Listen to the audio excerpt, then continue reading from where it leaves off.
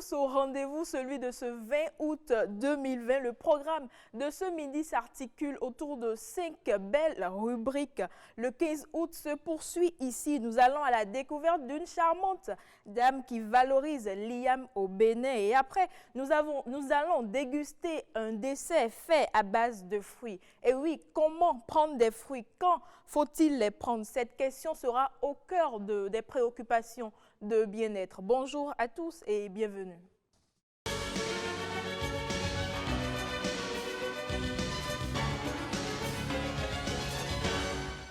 Je le disais, le 15 août se poursuit ici. Nous allons déguster de l'iam, mais sous forme de beignets, de boulettes et même en crêpes.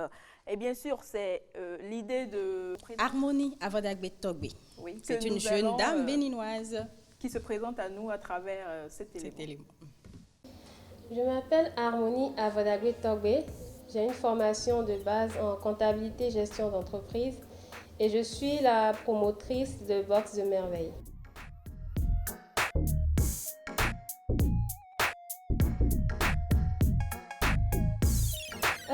Je dirais que c'est peut-être un tout petit peu atypique pour moi. J'ai un père qui est entrepreneur, donc quelque part j'ai suivi un peu ses pas.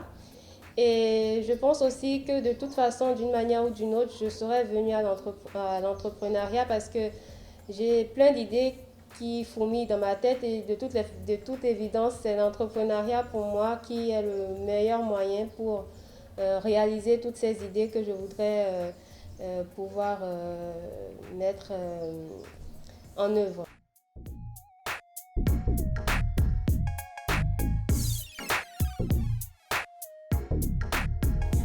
L'iam parce que d'abord c'est un tubercule que j'affectionne énormément.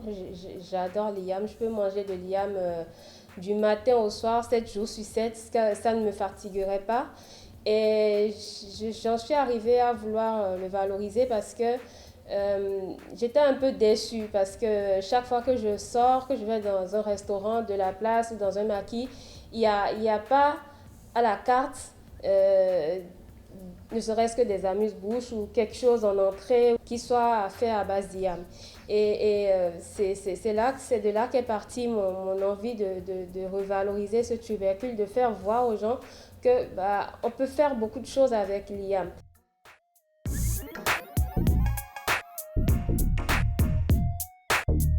En dehors des frites d'iam que je fais pour les déjeuners et les goûters, je fais des croquettes à base d'iam, je fais des crêpes avec de l'iam, je fais des petits fours en fait, je fais des canapés, je fais des tartes, je fais même des gâteaux. Je suis encore en train d'essayer de trouver la bonne yam pour le gâteau, mais c'est très bon. Et donc, je peux faire du sucré, du salé. Je m'amuse aujourd'hui avec l'iam. Tout ce que je voulais montrer, en fait, parce que effectivement, faire des crêpes avec de l'iam, ça peut sembler un peu tiré par les oreilles. Mais c'est juste pour montrer que avec l'iam, on peut faire énormément de choses. Des mets tout aussi raffinés que plaisant parce que l'iam, le tubercule est tellement rugueux, ça a un aspect tellement bizarre qu'on se demande, mais à part le couper en tranches ou en cubes ou en rondelles pour faire les yams cuites, qu'est-ce qu'on peut faire qui peut pousser par exemple un restaurateur à dire bon écoutez, moi je propose de l'iam à la carte, mais fais comme ça.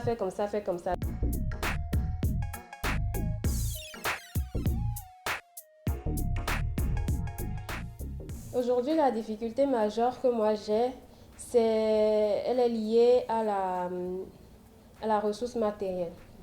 Parce que, évidemment, l'iam, c'est pas un produit, enfin, c'est connu, mais la manière dont moi je le travaille nécessite un matériel un peu différent que je ne trouve pas encore. Je suis obligée pour le moment de me débrouiller avec les moyens de bord.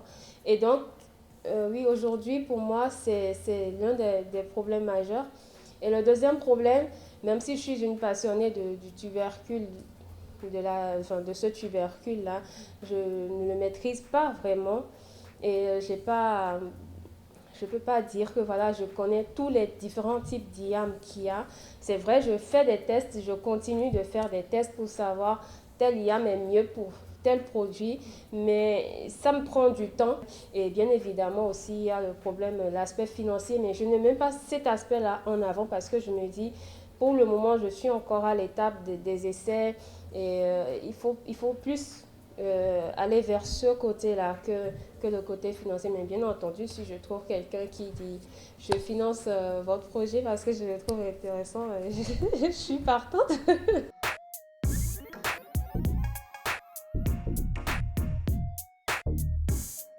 Aujourd'hui, de l'expérience que j'ai et de l'expérience que j'ai pu acquérir auprès de mon père, qui est lui-même entrepreneur, c'est que l'entrepreneuriat, il faut savoir vraiment ce qu'on recherche avant de s'engager. Il ne faut pas se dire, je commence aujourd'hui, demain je suis millionnaire. Ça ne marche pas du tout, mais alors là, pas du tout comme ça. Et moi, j'ai souvent l'habitude de dire aux personnes avec qui j'en parle que pour moi, l'entrepreneuriat, c'est un peu comme un train. C'est un train fou, en fait. Il faut pouvoir maîtriser les virages serrés, négocier des virages qui apparaissent comme par magie. Et dans le même temps, vous êtes dans ce train-là et vous rencontrez des paysages absolument merveilleux, époustouflants, qui vous redonnent le sourire et le bien-être, qui font que vous dites oui, je suis à ma place. L'entrepreneuriat, c'est aussi beaucoup d'humilité et savoir travailler avec les personnes, les bonnes personnes. Ariane, c'est quand même très ingénieux. L'IAM, généralement, c'est soit bouilli ou frit, simplement. Comme vous l'aimez. Et je veux bien goûter à la transformation sous forme de crêpes. J'imagine que ce serait très C'est vrai que intéressant. c'était difficile à croire qu'on puisse prendre de l'IAM pour faire par exemple des crêpes. Moi, j'ai eu du mal à y croire. Il a fallu que je vois avant de... Que tu vois et que je goûte. Voilà, avant de... Oui, c'est comme des crêpes. Vous avez l'impression de manger en fait des crêpes. Et franchement, c'est ingénieux. Elle, déjà, elle a le sang d'un entrepreneur. Ben oui, c'est un héritage familial puisque son papa était entrepreneur. Donc, voilà, c'est l'ordre normal des choses, on peut le dire ainsi. Non, vous savez, parfois, lorsqu'on suit de telles vidéos, on est un peu, je dirais, sublimé par l'art de certaines personnes parce que l'IAM, voilà, on connaît tous l'IAM. C'est un tubercule qu'on consomme depuis toujours, mais je dirais dans des conditions assez classiques en tant que repas, voilà, IAM, soit c'est bouilli, soit c'est pilé, on mange avec de la sauce, soit c'est du ragoût, soit c'est frit, voilà ce qu'on appelle TV, c'est bien ça, ou de nous collons ailleurs. Donc, mais là, voir qu'elle a pu démontrer un autre aspect, elle a pu prendre l'IAM pour en faire autre chose avec des mets, on va dire à l'image des mets européens et proposer cela. Maintenant, ce qui reste, je pense, important, c'est de trouver des investisseurs pour pouvoir véritablement mieux vulgariser ce qu'elle fait parce que ce serait intéressant d'avoir un restaurant 100% IAM avec des repas faits 100% à base d'IAM. Ça va être très intéressant. Je pense qu'il nous faut des gens comme ça, des et gens drôle de coïncidence, nous l'avons rencontré justement le 15 août. Le jour où on célébrait l'IAM, donc voilà. Et ça peut inspirer d'autres, peut-être que la patate douce aussi, transformer la patate douce. Pourquoi pas l'utiliser dans ce sens-là, pourquoi pas. Alors, c'est une avancée énorme dans l'identification des personnes au Bénin. Désormais, tous les Béninois ont la possibilité de détenir une carte d'identité biométrique et c'est Bruno qui est déjà là, qui va nous apprendre, nous donner le processus, nous dire comment faire. C'est autant savoir.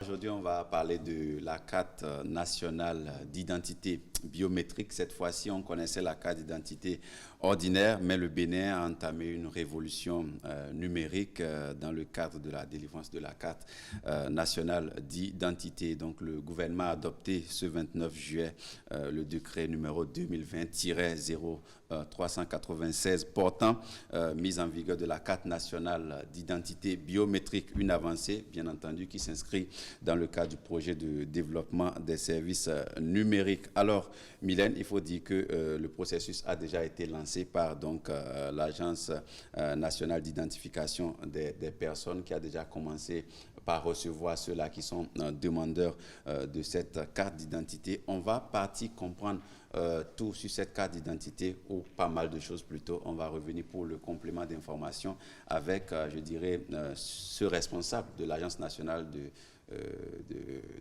l'identification, de l'Agence nationale de l'identification des personnes. Pour la réalisation de la carte nationale d'identité biométrique, l'acte de naissance sécurisé est la première pièce. Deuxième pièce, le certificat d'identification personnelle qui vient certifier l'existence de la personne au registre national des personnes physiques. Il faut apporter la preuve de sa profession, c'est facultatif. Il faut apporter la preuve du groupe sanguin, c'est facultatif aussi. Mais à cela, il faut ajouter la quittance de paiement des droits qui s'élèvent à 6 000 francs CFA.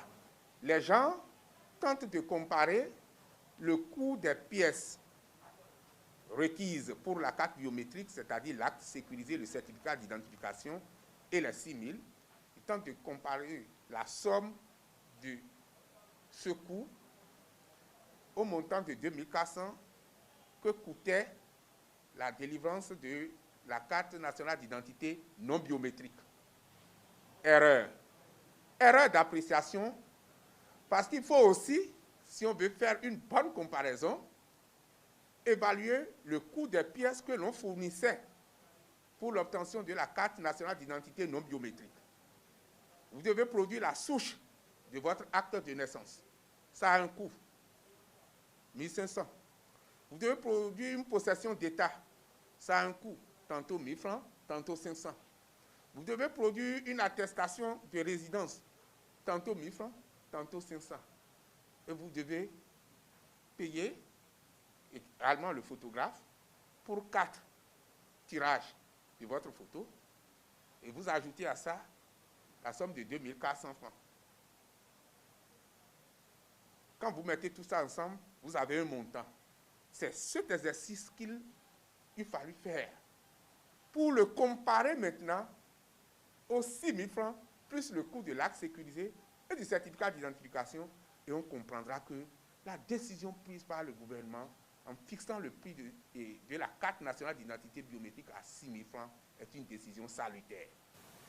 Deuxièmement, l'enquête PMT va être élargie à toutes les communes du Bénin pour identifier les personnes qui présentent le profil de pauvres extrêmes et pauvres non extrêmes.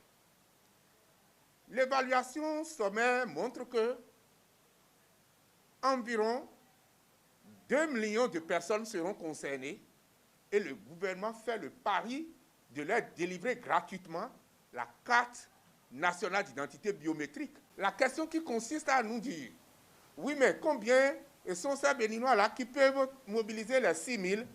Cette question est déjà conjuguée au passé parce que le gouvernement a décidé de prendre sa population pauvre en charge. Le détenteur de cette carte, lorsqu'il veut traverser les frontières dans l'espace CEDEAO, il n'a pas besoin de passeport. Il présente sa carte, la carte sera lue électroniquement aux frontières et c'est vraiment un avantage inestimable. Voilà, un avantage inestimable parce que lorsque certains ont entendu le coût de 6 000 francs de quittance, ils ont crié, ils ont parlé des 2 400 francs de l'ancienne carte d'identité, mais en réalité, ils ont oublié que l'ancienne carte d'identité entraînait d'autres dépenses comme voilà, les dépenses engendrées par le retrait de la souche, par les photos d'identité, les légalisations par-ci, par-là. Donc quand vous faites le point, finalement, on est presque dans la même fourchette pour une carte qui vous sert à beaucoup plus que la carte d'identité nationale simple. Et cette carte doit avoir des avantages que elle a beaucoup d'avantages parce que d'abord, elle est confectionnée selon les normes de l'aviation civile internationale et selon les normes de la CEDEAO. Donc cela revient à dire que vous avez la possibilité avec cette carte d'identité de voyager librement dans l'espace CEDEAO. Donc cette carte vient aussi en partie faciliter la libre circulation des personnes. Donc vous êtes dans l'espace CEDEAO puisque que cette carte biométrique, en fait, elle est nationale, mais sous-régionale aussi. Elle a une fonction sous-régionale parce que la carte d'identité nationale était propre au Bénin, au territoire béninois, mais avec la carte d'identité biométrique, j'ai envie de dire CEDEAO, puisque oui, elle est de l'espace CEDEAO, donc elle est identique, elle est faite avec les normes identiques à celles du Sénégal, à celles du Togo, à celles du Burkina Faso et tous ces pays-là qui partagent en commun l'espace CEDEAO. Donc vous voyagez, vous êtes tranquille, donc à la frontière du Burkina, on reconnaîtra cette carte, à la frontière du Sénégal, on reconnaîtra cette carte, à la frontière du Togo, on reconnaîtra cette carte, donc vous n'avez aucun problème. Alors Mylène, il faut rapidement dire que la carte d'identité biométrique est une carte à puce. Ça aussi, c'est important. Elle est à puce, donc sur laquelle on peut implémenter des données. Donc, ça va être voilà, une véritable révolution. Nous sommes pris par le temps. J'allais donner pas mal d'informations. Mais bon, on va certainement revenir. D'accord, on va certainement revenir sur certains détails concernant la carte nationale d'identité biométrique. Alors, on installe Rebecca Kendjangoundé et Herman Amengan dans Pêle-Mêle.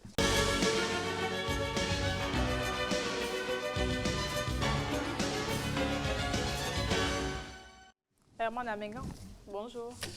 Bonjour Mylène, bonjour Rebecca, bonjour à toutes, bonjour à tous. Très heureux de vous retrouver sur le rendez-vous de midi. Rebecca, tu allais essouffler. Je te dis. Herman Amengan, bonjour. Je Mylène. suis un sprinter de 100 mètres. Mylène, bonjour. Le record de Usain Bolt est tombé. Bonjour Rebecca. Et bonjour aux téléspectateurs.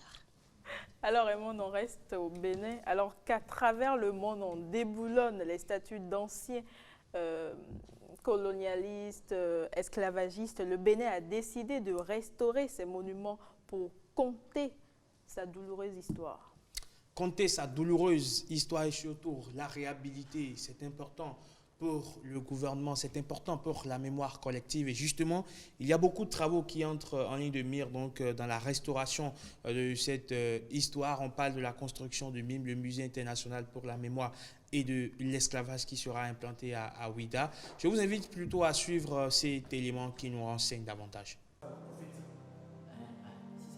Dans le grand fort portugais qui trône au milieu de cette cité historique, ont été rassemblés plus d'1 million d'hommes, de femmes et d'enfants entre le XVIIe et le XIXe siècle avant d'être embarqués à travers l'océan Atlantique vers le Nouveau Monde. L'édifice abrite le musée d'histoire de la ville, aujourd'hui en chantier. Ouidah est la ville la plus marquée de l'histoire en esclavage. C'est pourquoi, au-delà des mouvements de revendication des causes noires, nous voulons que les sites qui ont connu l'histoire puissent être améliorés pour que l'histoire ne meure pas.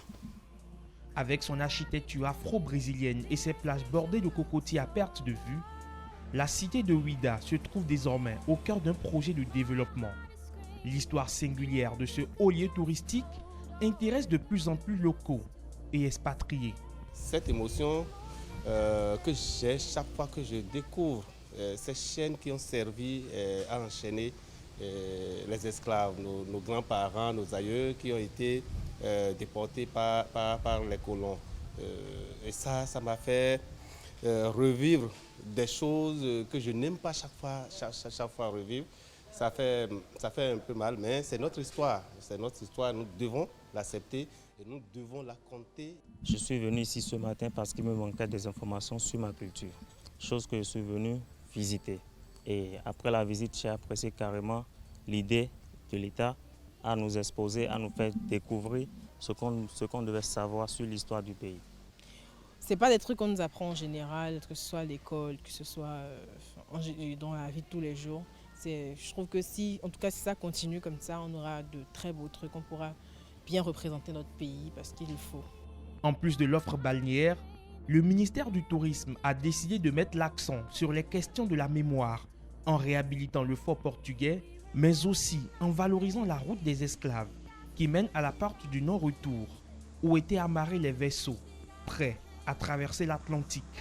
La petite ville doit également accueillir le Musée international de la mémoire et de l'esclavage, le MIM, qui est actuellement en construction, ainsi qu'un grand complexe touristique de 130 chambres orienté vers le même thème, avec des jardins du souvenir, une zone de recueillement et la reconstruction historique d'un bateau négrier au large de l'ancienne côte des esclaves.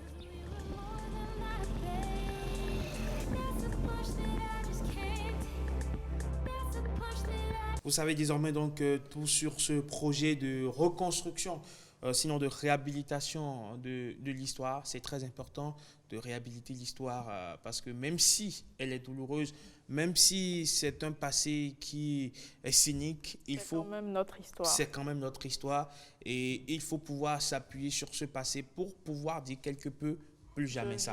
Je viens de quelque part. Il faut surtout pouvoir le transmettre à nos enfants.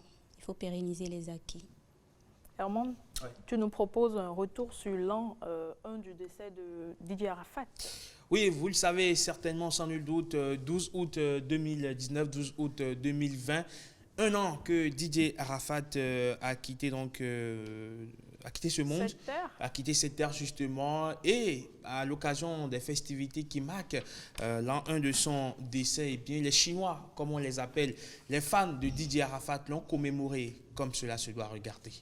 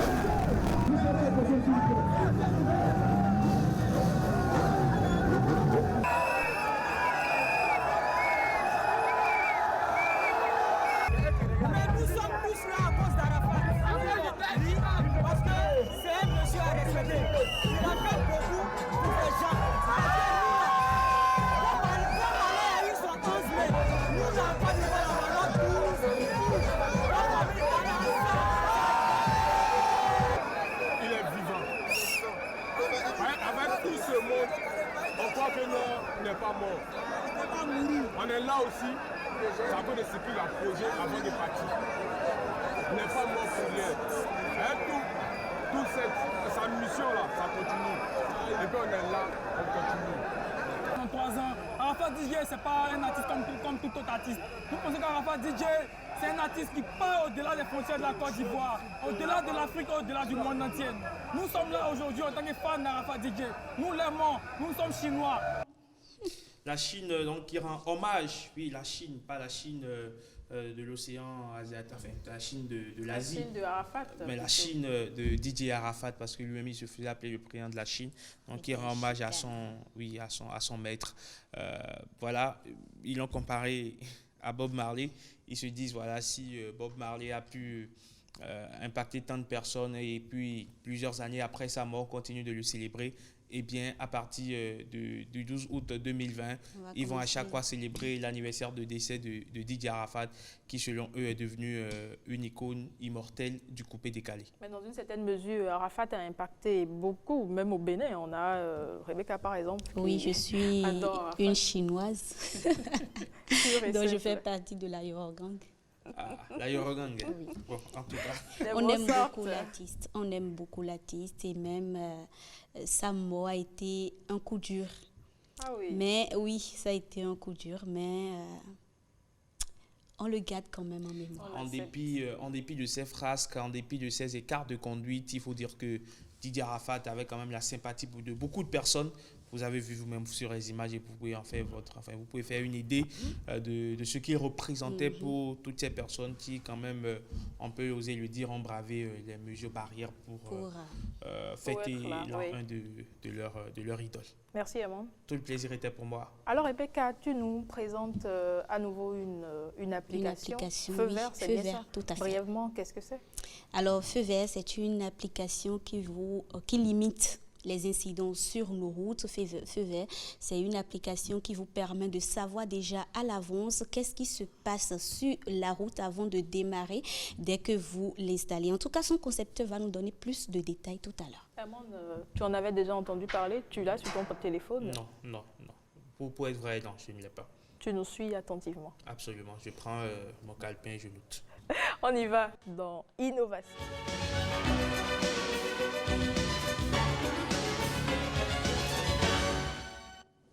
Rebecca? Mylène.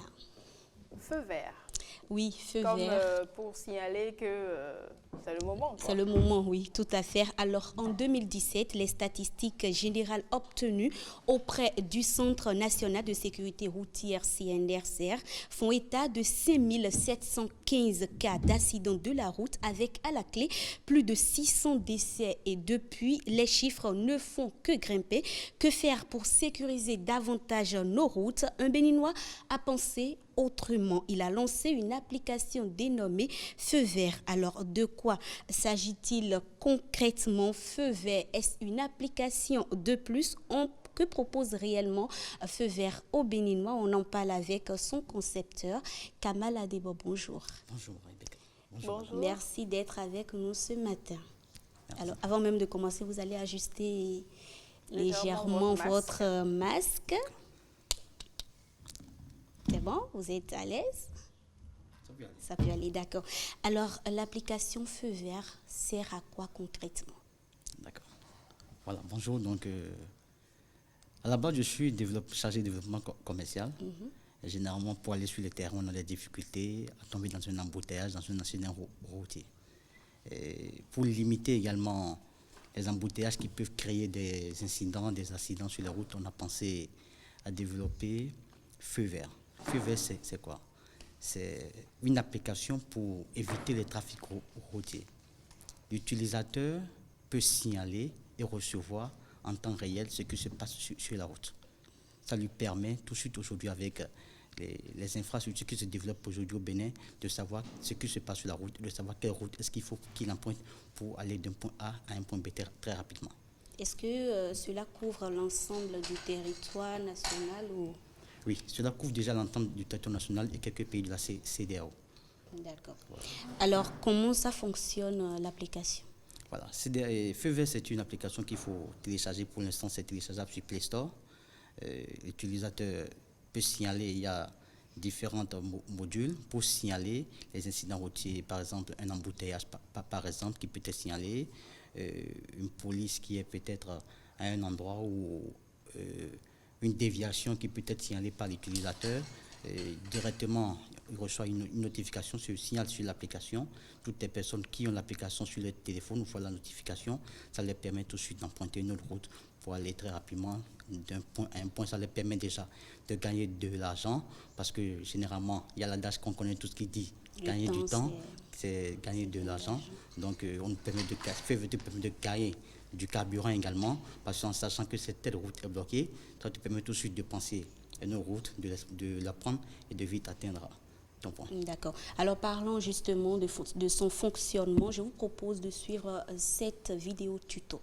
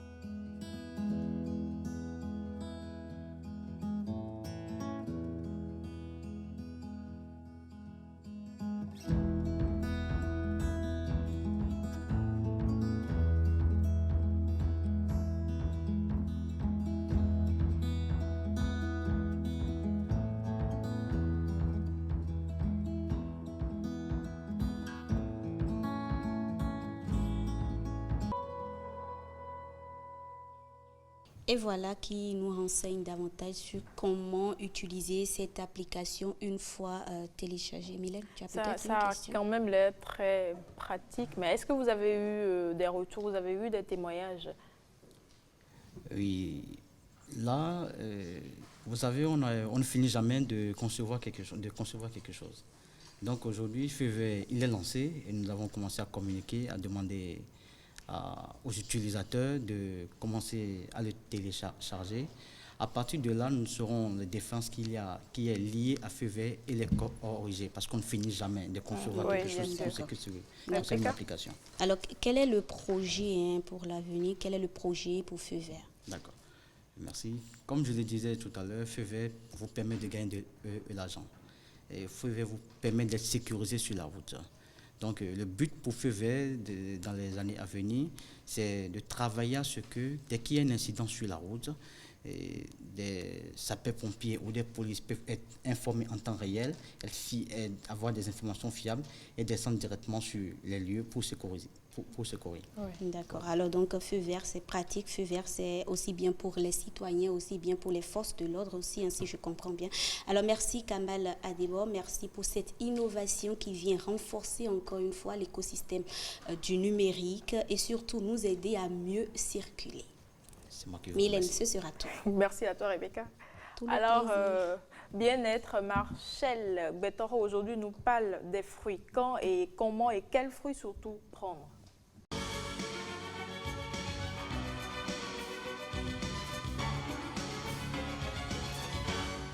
Vous le savez, les fruits sont sains, gorgés de vitamines et d'antioxydants. On les aime si tant, mais on ne sait pas la plupart du temps quand est-ce qu'il faut le prendre. Est-ce avant ou après le repas? Et quels fruits prendre surtout? Marcel aujourd'hui se propose de répondre à toutes ces questions. Marcel, bonjour. Bonjour Mylène, comment allez-vous? Je vais bien, et chez toi? Ça va très bien, merci. Bonjour chers amis téléspectateurs.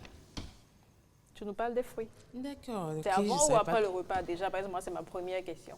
Ça, c'est vrai, mais avant ta première question, il y a une autre petite question. Bonjour à vous, Patrick Zimvoedo. Bonjour, madame. Zimvoedo, voilà. Vous êtes nutritionniste, diététiste. Oui. Merci d'être avec nous sur ce plateau. C'est moi. Alors, nous avons décidé de parler un peu des fruits. Nous allons comprendre d'abord comment choisir les fruits, comment les manger et comment faire les mélanges surtout de fruits pour ne pas créer des dommages sur le plan sanitaire à notre organisme. Mais déjà, qu'est-ce que la consommation du fruit nous apporte? Merci Madame Betoro. La consommation des fruits, d'abord, ça fait partie des micronutriments. Vous savez, l'homme debout a besoin des macronutriments et des micronutriments. Et les macros, c'est les protéines, les lipides et les glucides. Mais les micros, c'est les vitamines, minéraux, oligo-éléments. Donc, dans les fruits, nous avons les oligo-éléments, les vitamines, et l'organisme en a besoin. Mais ce qui est bizarre, au Bénin, en Afrique, dans notre culture culinaire, on n'a pas l'habitude de se vérifier, de consommer des fruits avant de manger. Alors qu'on a besoin des vitamines et minéraux pour résister. Certes, les protéines sont importantes pour l'organisme, mais les vitamines et les minéraux jouent un rôle indispensable pour l'organisme. Alors, vu l'importance de la consommation des fruits dans l'alimentation de l'être humain, comment consommer les fruits et à quel moment justement consommer ces fruits? Oui, comment consommer les fruits? Les matins, il y a ce qu'on appelle les fruits connectés au soleil. Qu'est-ce que ça veut dire? Les fruits riches en vitamine C.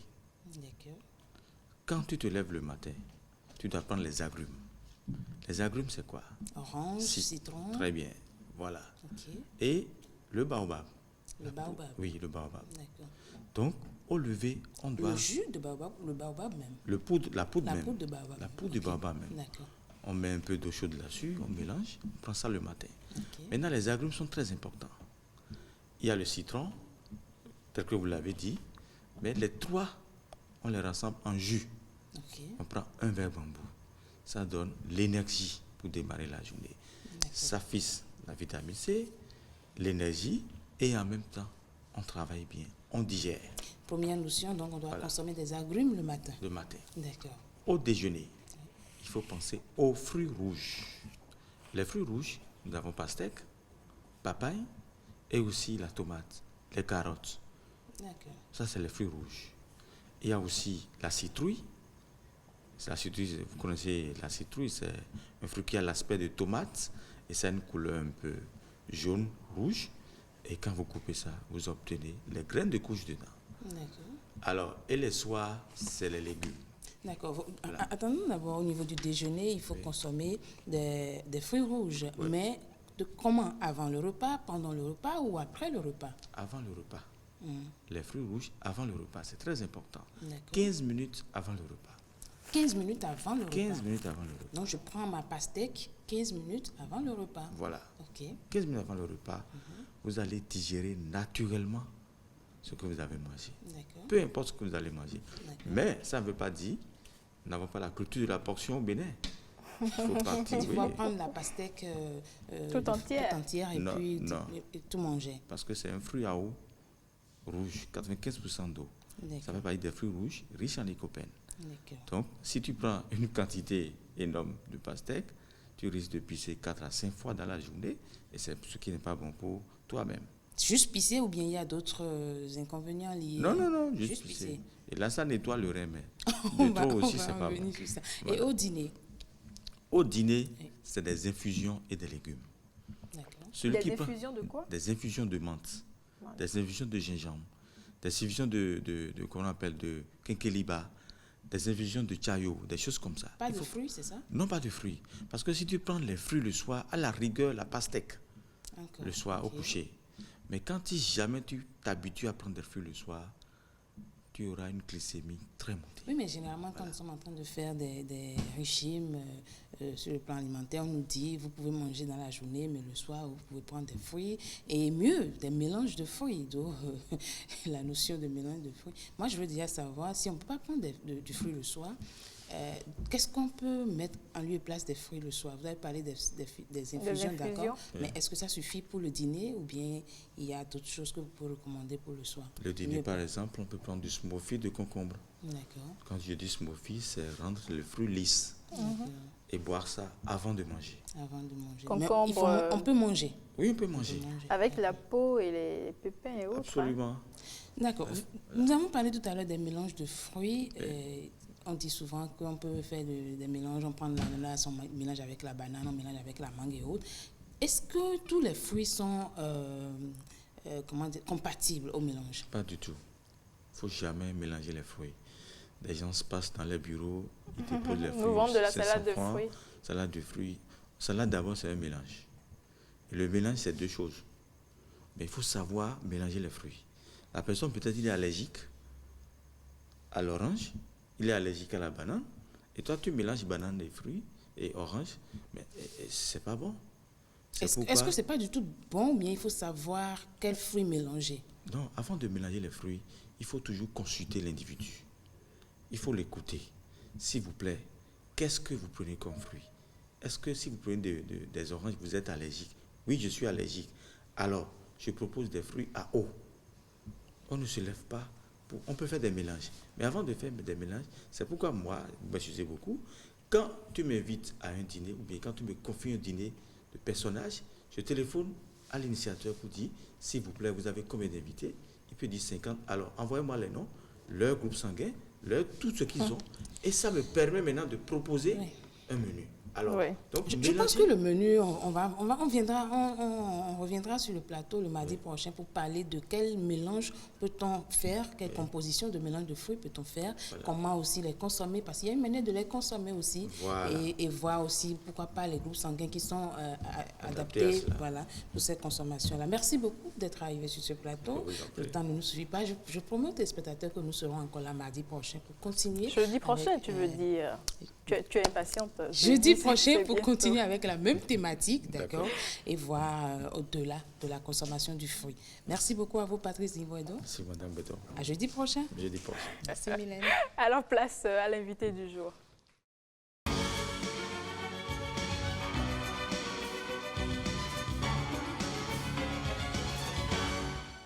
Marcel, on va boire de l'eau. Oui, après le fruit, on va boire de l'eau. Citron légèrement sucré. Encore que j'aime bien le citron. Voilà. Si vous avez le citron, je vous donne. Bonjour à vous, Monsieur Claude Balogun. Bonjour, ma chère. Comment est-ce que vous allez? Je vais bien. Moi, je vais bien. bon appétit à tous ceux qui sont en train de manger actuellement. Et n'oubliez pas d'accompagner votre repas de... J'ai eu déjà ma bouteille d'eau, donc je vous Justement, recommande de faire exactement pareil. Justement, nous allons parler de ça ce jeudi midi. C'est-à-dire, nous allons parler de l'eau de fruits citron sucrés. Eau de fruits citron sucrés, et spécialement 400 ml. C'est ça que vous avez à main, madame. On va en parler parce que c'est un petit bijou. Ceux qui sont des sportifs, ceux qui mangent et qui ont besoin de bien digérer, ont besoin de prendre cette eau, citron sucré, avec tout ce que vous connaissez comme goût, saveur et caractéristiques du citron. C'est un petit bijou préparé et emballé en pack de 6 et le pack est seulement à 1000 francs. Seulement, hein? Seulement à 1000 francs. L'unité est à combien? Vous faites la division. Ah, d'accord. Donc nous livrons aux consommateurs le pack de 6 à 1000 francs. C'est bon pour les séminaires, c'est bon pour les sportifs, ceux qui marchent. Pour les 200 francs. Voilà, environ. Voilà. D'accord. On continue. Le jeu, il n'est pas fini? Oui, bien sûr, ma chère, le jeu continue jusqu'au 30 prochain. Comme on l'avait dit, Contexte, c'est la marque de la société ILBB, Industrie laitière et de boissons du Bénin, qui fabrique du yaourt depuis 1972, mais qui depuis peu a commencé à faire de l'eau de Contexte. Et ce jeu est mis en route depuis février dernier, le 15, et ça va se terminer le 30 août prochain. Et dans la foulée, le tirage va se faire. Et pour jouer, il suffit, comme je l'ai dit la dernière fois, d'enlever, lorsque vous achetez les deux produits là, ces deux produits, c'est l'eau minérale Contexte, tout court, de 1,25 litre, qui est simplement à 350 francs, et l'eau de citron, sans sucre cette fois-ci, qui est à 500 francs, le bidon de 1,25 litre. Vous enlevez, vous posez, simplement vous écrivez votre nom, votre numéro, et vous faites tout pour nous faire parvenir à Contexte avant véritablement le tirage qui se fera ici autour du 4 prochain. Est-ce qu'on peut l'écrire au stylo? Est-ce que ça va Oui, rester au stylo, oui. Au stylo, oui, vous pouvez essayer. Et on peut l'écrire au marqueur, c'est plus sûr. Au marqueur, c'est plus sûr. C'est plus sûr, mais le stylo aussi, ça tient bien quand même, non? Oui. Voilà. Et les lots à gagner? Les lots à gagner, c'est d'abord une trentaine de lots. Excusez-moi, je rajoute mon masque. Oui, il le faut. Voilà. Les lots à gagner, c'est une trentaine de lots, 10 lots importants, constitués d'une moto, d'un poste télévision écran plasma, de téléphones portables, et puis d'un ordinateur laptop, et puis les lots de consolation qui sont une vingtaine. Voilà. D'accord. Et vous avez des contacts? Oui, nous avons un contact principalement pour ceux qui voudraient nous envoyer leurs coupons. Il est très important de rappeler à tout le monde que les coupons doivent nous parvenir au plus tard le 3 septembre. Au plus tard. Et vous avez tous les véhicules de Contexte, vous avez tous les revendeurs de produits Contexte qui sont disponibles pour prendre vos coupons.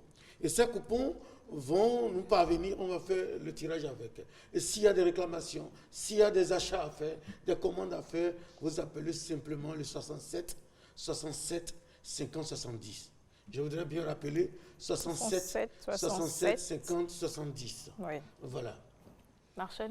Oui, moi je peux vous proposer d'accompagner ça de masques Contexte aussi, puisque nous sommes en période de Covid, nous achetons des masques. C'est-à-dire... en cadeau? En cadeau. Les masques, on va les distribuer le jour du tirage. C'est bien ça. On va les distribuer le jour, mais je vais essayer d'en amener pour la prochaine émission qui va se passer. Mais par contre, j'aime bien un produit de Contexte, c'est la grande bouteille là, de 10 litres. De 10 litres parce qui que est après simplement... avoir consommé l'eau, la bouteille c'est simplement à 1250 francs. Vous consommez l'eau et vous pouvez utiliser le bidon pour beaucoup d'autres activités, Oui, telles je suis que d'accord. conserver les céréales Bien ou même conserver des liquides et autres. D'accord. Vous pouvez nous rappeler la date du jour du tirage? Le tirage se fera dans une émission de l'OETB, directement en présence d'un huissier, au plus tard le 4 prochain. Mais ce qui est important, c'est de savoir que le jeu s'arrête le 30-31 prochain. Et nous avons encore 2 jours de battement, 2-3 maximum, pour recevoir les coupons. Et nous allons spécifiquement, avec la discussion avec les autorités de la télévision, choisir l'émission spécifique dans laquelle nous allons faire le tirage.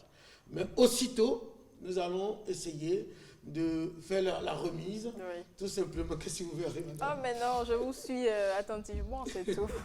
Vous avez un dernier mot? Vous m'intimidez. Ah, Donc, le dernier mot, c'est de permettre à cette charmante dame d'ouvrir cette bouteille et de boire, et de dire que l'eau de Comtesse, ça s'appelle l'eau du Bénin. Ah ouais. L'eau de Comtesse. Vous allez me payer? Mais bien sûr, vous allez être payé avec des masques, avec de jolies robes prochainement pour vos émissions et autres. C'est vraiment que Comtesse va s'occuper de ça. C'est vraiment rafraîchissant. Ou bien? Ouais. N'est-ce pas? C'est une offre très rafraîchissante. Le mot magique, il n'est pas sorti. Ah, c'est quoi le mot magique? Ne faites pas de jalousie parce que vous la regardez d'une certaine manière, ça m'inquiète. Alors, monsieur Claude Balogun, merci à vous. Merci à vous aussi. Merci, madame. Merci à vous. C'est avec plaisir. J'attends avec impatience mon masque. Ça sera pas doublé. Merci à vous pour l'attention. Merci à toute l'équipe du rendez-vous de midi. On se retrouve demain à la même heure. Ciao, ciao. Ciao.